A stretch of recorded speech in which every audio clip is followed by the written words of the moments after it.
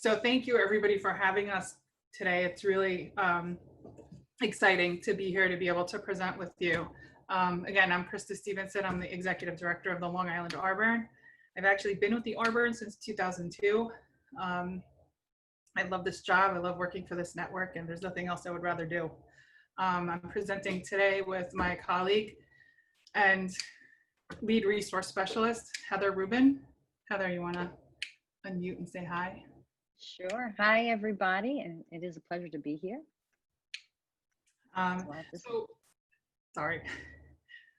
We'll be talking to you today about prioritizing standards to address learning loss. Back in June, we had the opportunity to attend something, it was called a think tank, but it was really more of a presentation by Dr. Larry Ainsworth. And he discussed how we can address learning loss by reviewing our units and reviewing our curriculum and prioritizing standards. He gave us a lot of great ideas on how to address that learning loss and how to help ELLs catch up after they have after this whole COVID experience. And if you see me looking away from the screen, it's because I have two laptops and I'm reading my notes. So these concepts that we're talking about, we're happy to focus on ELLs, but they are applicable to all students at all grade levels to help them catch up as well.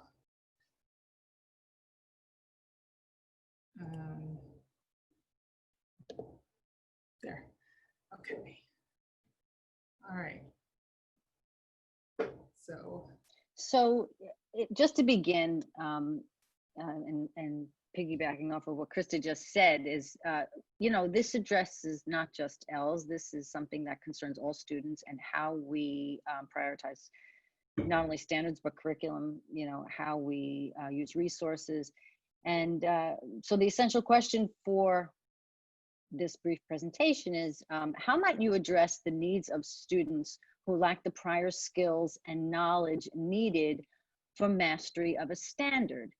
And so if you want to take a minute, just think about what you are doing right now, what your experiences have been thus far in trying to fill those gaps, backfill, prepare, and then move forward. What are some of the ways that you've tried to address the needs of your students and especially your ELLs since you've reopened? So we're just going to give you a second. I'm going to take a look at the chat window.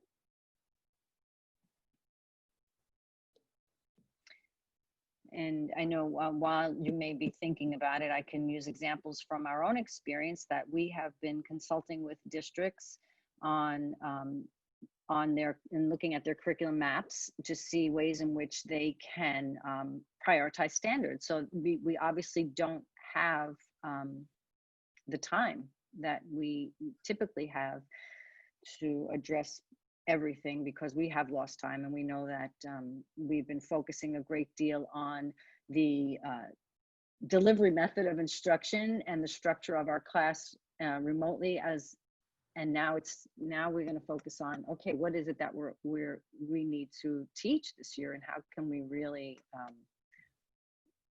you know, streamline.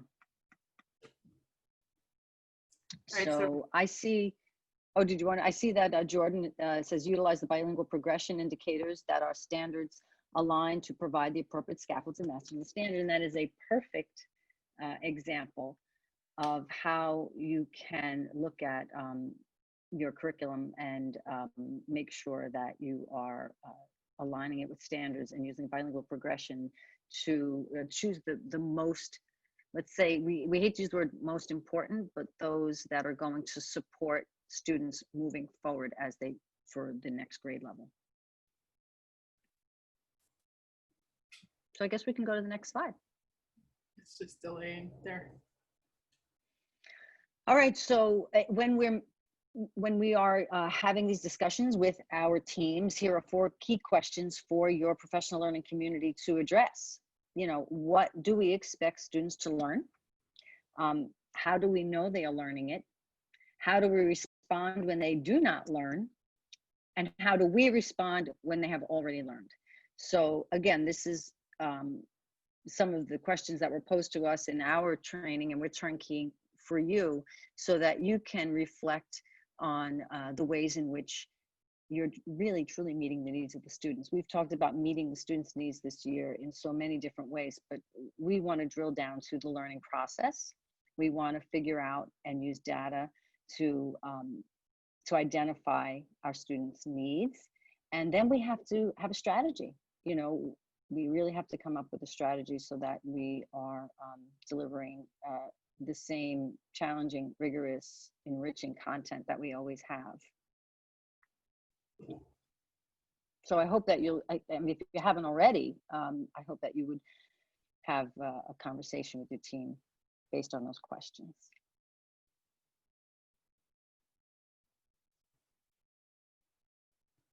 All right, so what do we do when we're looking closely? Here's a quick tip, okay? And this is from Larry Ainsworth.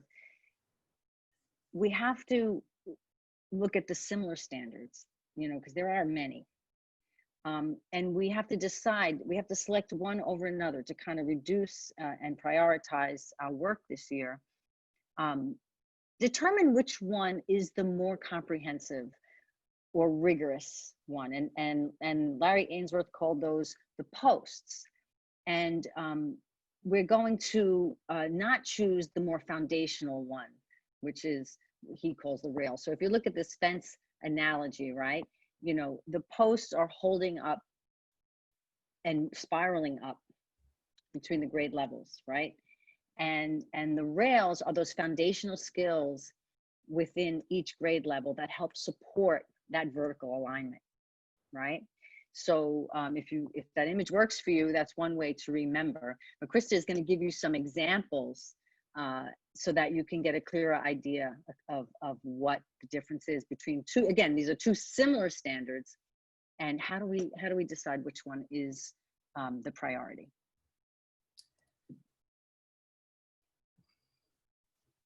There it goes. Okay, so here's a real life example. Let's take, we have, now these are Common Core standards because that's what we are in right now. We're transitioning to next gen. So since we have data from Common Core, that's what we used for this particular presentation. So if we look at Writing Anchor Standard 2, write informative explanatory text to examine and convey complex ideas and information clearly, accurately, through effective selection, organization, and analysis of content. And then Writing Anchor Standard 4 is produce clear, coherent writing in which the development, organization, and style are appropriate to the task, purpose, or audience. So those are two similar standards. They're writing for a purpose. So take a look at these for a few seconds and let's decide which is the post, so which is the more rigorous standard, and which one is the rail or the more foundational standard. And feel free to enter your thoughts in the chat. So which one do you think is the post, more rigorous?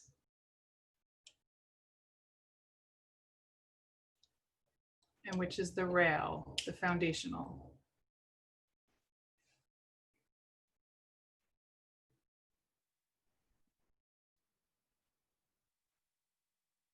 Go ahead and enter that in the chat if you're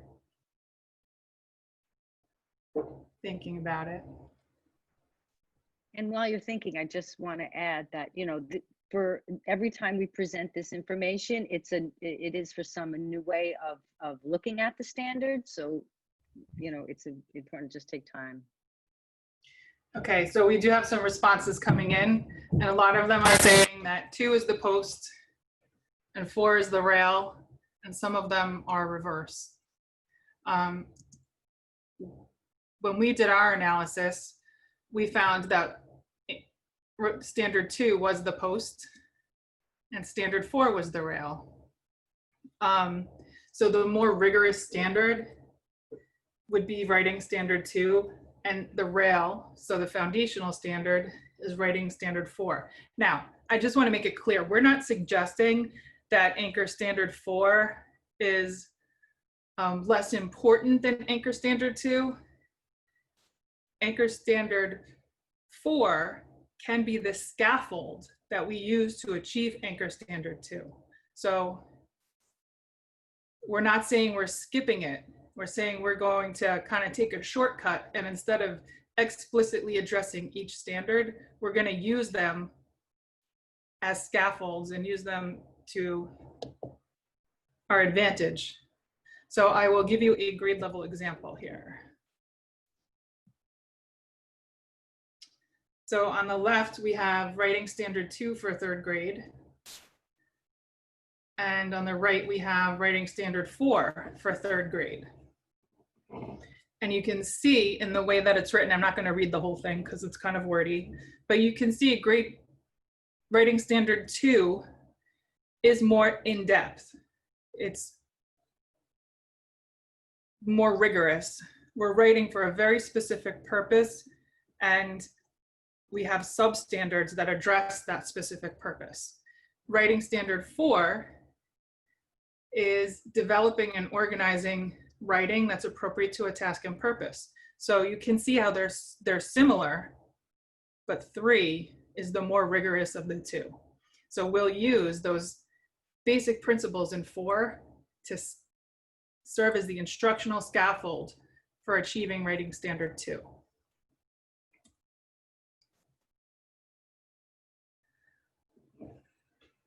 So how did we decide that that writing standard 2 was the priority over writing standard 4? Bloom's taxonomy. So if we look at writing standard 2, it requires students to create, plan, and design. Writing standard 4 is really a combination of the bottom 4 levels of Bloom's, where they're describing or retelling or outlining, explaining, predicting.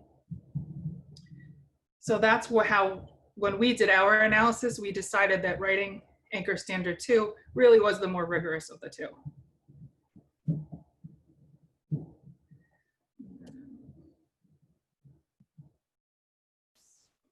So it's, you know, it's a process that could take some time, but I think it's a worthwhile process. And if you are planning on visiting this, you know, you can make up teams, and there are some steps that are recommended to follow. And so here is how you might proceed. You know, you're going to make your initial selections of the standards using the criteria that you've established and the examples that we have shown. I have a split screen. Wait a second. Okay. And now after that, you're going to start charting the selections for each grade. Now you're going to look, so you're doing that so then you can vertically align. And so why is this important? It's important because we know that students had learning loss last year, several months of learning loss, right? Time, right? It impacted difference in students differently, but we know that there was a loss. So at the same time that we want to move students forward this year in their skills, and we have to also find out if they have the foundational skills to do that, right, from the previous year. So we're between two worlds. We're trying to backfill the skills they need to address the standards for this year, and at the same time vertically align that with where we're trying to go next year, right? And that's why the vertical alignment is so important, and it just takes time to reach group consensus and to choose those standards and to see how it impacts next year as well.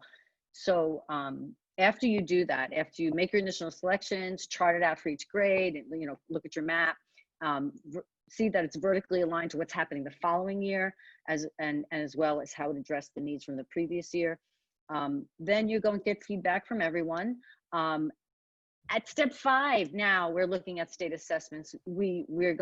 Chris is going to share with you an interesting dashboard related to data and state assessments that you could use as a reference. But remember, we're not teaching to the tests. We start with the standards, and then we look for connections and see how we might, you know, address the items that are in the test. But again, we do not recommend teaching to the tests.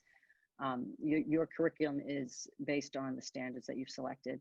And finally, the last step is to revise, to publish, and distribute.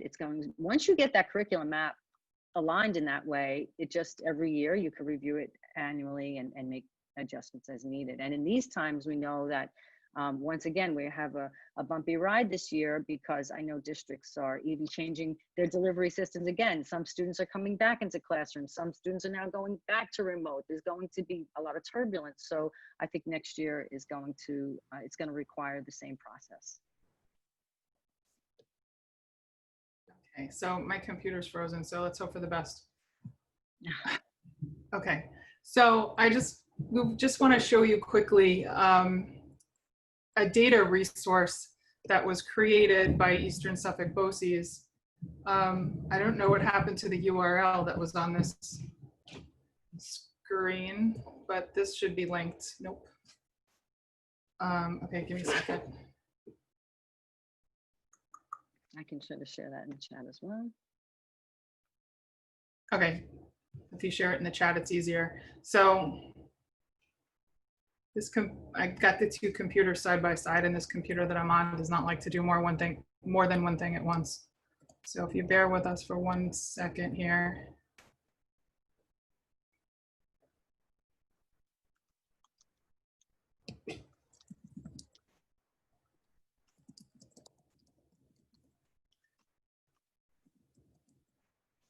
Okay, I'm pulling the link up right now, and I am going to share that with you momentarily. I just put it in there. Oh, you got it? Oh, okay, cool. It's not hyperlinked though. So let's hold on here. I got it. This is when my alleged proficiency with computers clearly becomes a sham.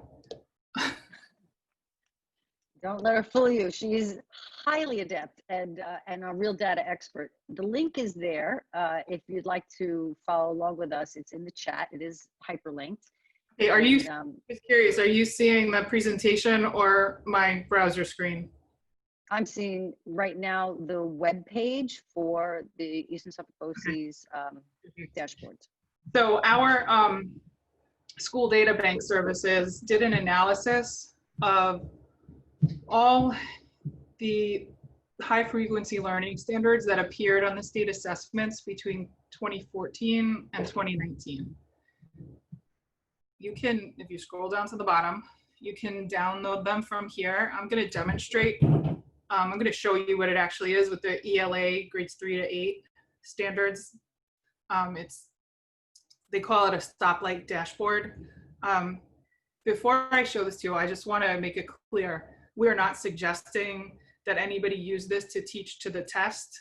However, it is a good reference to see which standards appear on state assessments most frequently.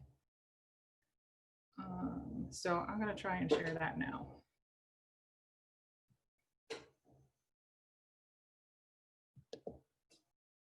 I'll share.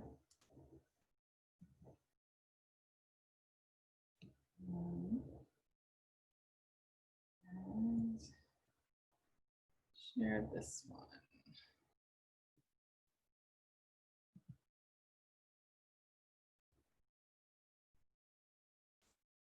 Okay, so this is the Excel file for the ELA grades 3 to 8 stoplight dashboard. So let's take a look at what we have here. Along the top, there are some filters. You can filter by grade level, by domain, by standard cluster, by standard, went too far, there. By standard, by subskill, and by frequency. So frequency means how often has it appeared on a state assessment. So, you know, they use that stoplight visual. So if it's red, not so often, yellow, kind of medium, and green means it appears frequently. So just to demonstrate it, I'm going to show you grade 3. So up in here, if I click that grade 3, it gets rid of all the other grades. And you can just see in grade 3, a pretty quick visual reference. over the last 6 years, the last 6 years of test data that we have, how frequently these standards have appeared. Now, the one thing we are working with the item maps that were released by the state. So you might notice that there are fewer items reported here that might be on the assessment. That's because this is all the data that we have. Writing particularly, if I later when I unfilter it, you'll see that every grade level has writing standard 2 as what it's reporting. So we thought this was just an interesting tool for when you're looking at your curriculum maps, trying to identify which of those standards are foundational and which of those standards are rigorous. So you can decide, you can't just use this. This has to be used in conjunction with your curriculum maps and the standards themselves to figure out which can serve as scaffolds and which are the target standard. Right, so when you're using this and you want to look at a different grade level, you just see where that red X is. If you just click that, it'll clear the filter. And all of our grade levels are back again. This particular file is grades 3 to 8 ELA. There's ones for grade 3 to 8 math, and there's science, social studies. Hold on, I'll tell you in a second. Although, and there's all of the Regents exams have a file like this, so you can see which standards appear most frequently. And again, we're not saying you should teach to the test. Let's see, what do we have in the chat? Thank you, Paula. But this is not our work. This is, again, from the Student Data Bank Services. So let me go back. Yeah, and it just came out. It was interesting. It came out just as we were finishing our work with Larry Ainsworth over the summer. It was part of our leadership, development, professional development, and this dashboard was being unveiled at the same time. And they really do work. It does support the process. Yeah. And so I don't know, Christa, if you would like to share the next slide. Yeah. I want to talk a little bit about how, again, how you can plan for this to happen.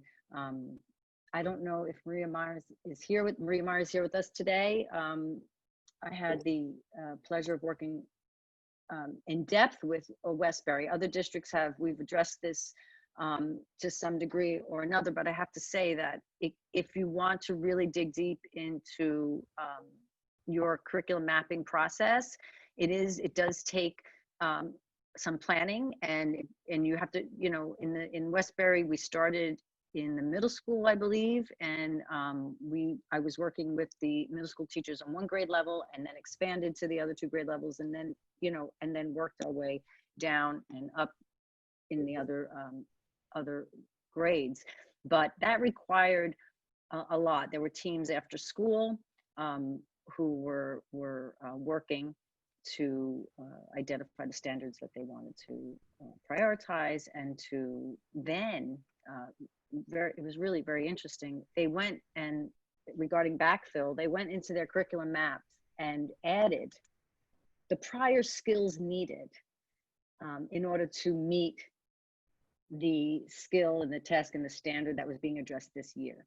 So they really went above and beyond. So not only did they prioritize their standards in the map that they already had and decide which standards they were going to address this year, but they also, in that same map, identified from the previous year, because they had done the vertical alignment last year.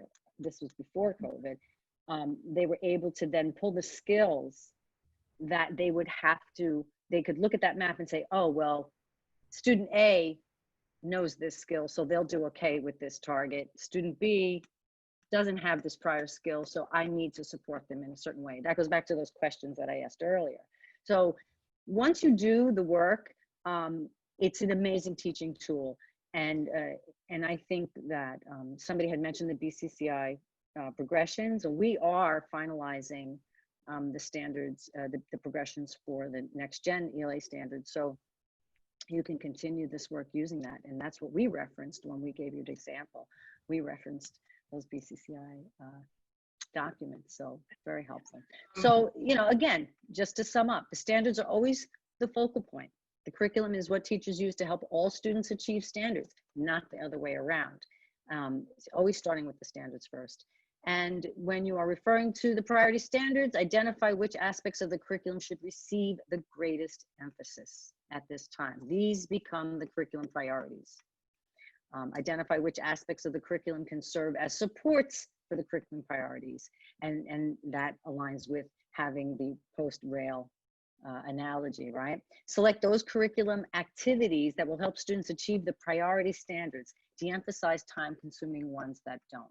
And this was something that Larry Ainsworth shared with us that I thought was so important about de-emphasizing time-consuming tasks that don't help achieve the goals of the priority standards. So the activities should truly be aligned to the priority standards. We're used to doing, you know, avoiding some of the maybe more monotonous drilling, foundational preparation that we had time for.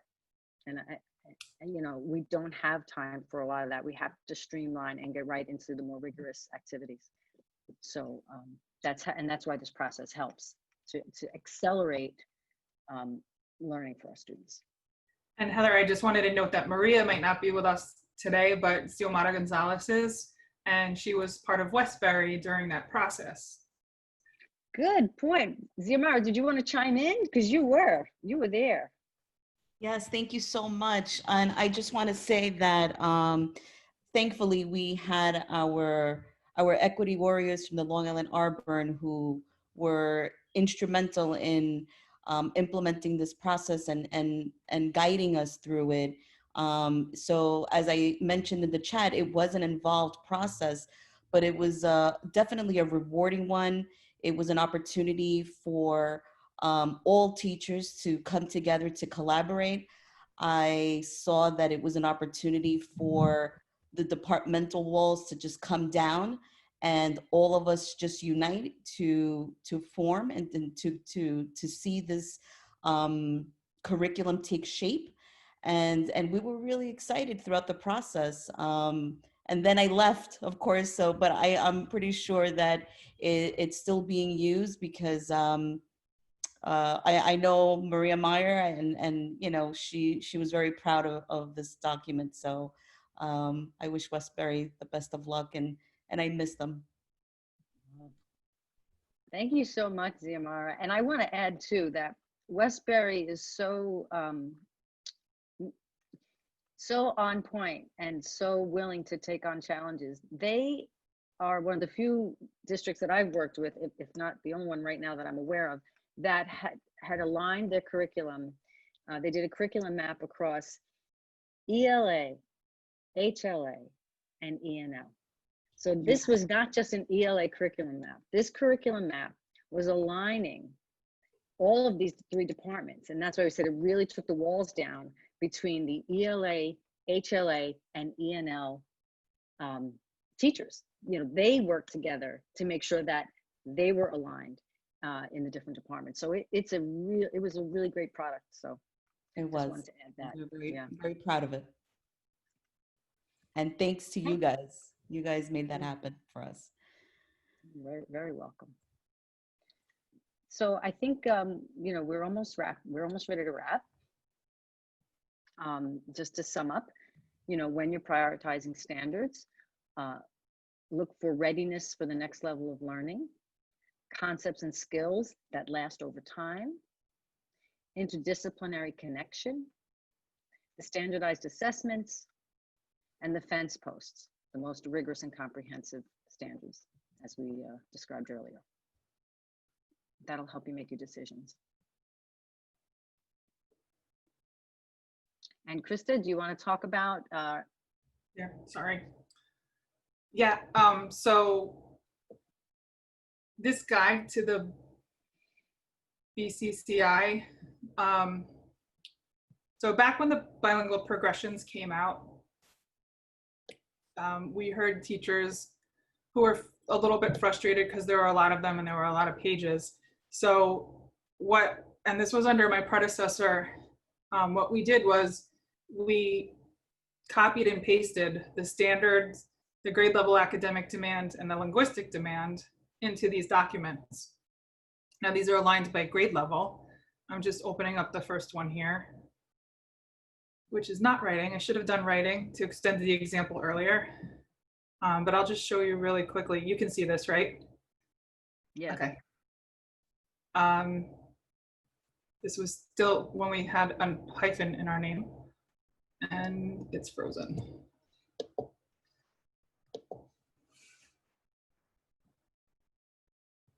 Heather, can you drop the link in the chat so people can look at it themselves? So here we go. It came back to life. So you can see, so this one happens to be reading for information.